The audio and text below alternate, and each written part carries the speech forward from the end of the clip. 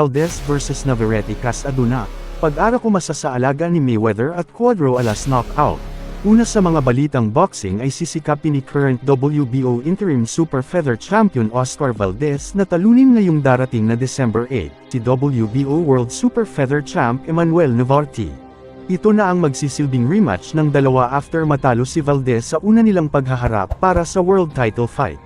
Noong March of 2024 ay nakuha niya ang bakanteng interim belt kontra Liam Wilson via 7th round TKO na nagbibigay ticket para sa rematch kay Bakero.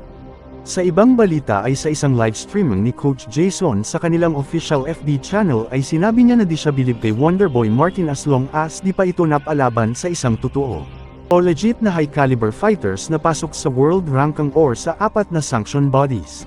It seems na sumang-ayon rin dito ang majority ng mga boxing fans na hinog sa pilit o sa kalboro daw si Wonderboy dahil napapansin nila never pa itong naitapat sa malakas na boxers.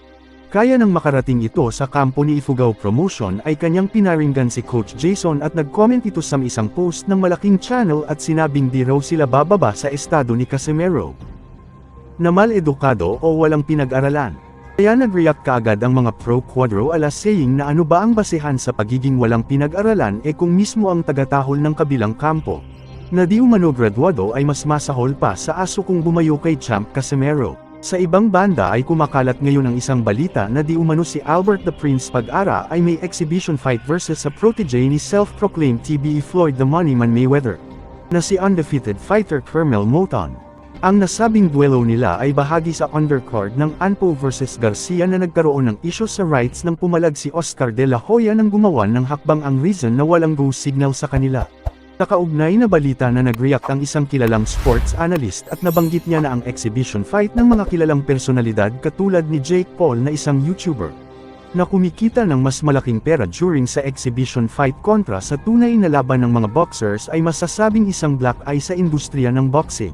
Sa ibang banda ay ayon ng ibang boxing fans na kung matutuloy yan ay siguradong ang alaga ni Mayweather ang lalabas na mananalo dahil pera-pera na lang daw yan. Sa huling balita ay ito na ang hinihintay ng mga anti-Casimero na makitang ma-knockdown sa laban si Angas ng Pinas Cuadro Alas. Sige, hintayin ninyo ang tambalang Salome at Cuadro Alas na sure full pack na action mula simula hanggang sa dulo ang inyong mapapanood.